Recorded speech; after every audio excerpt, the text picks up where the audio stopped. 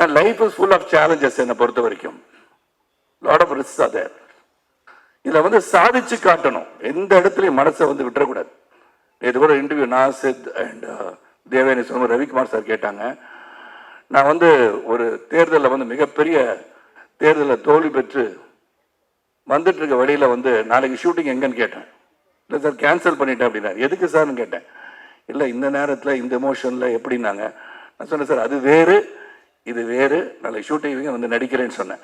That should be your attitude, that should be the attitude to think. ஏன்னா நம்ம தோல்வி என்பதை வந்து நம்ம நினச்சிக்கிட்டே இருந்தோம்னா வெற்றி வரவே வராது.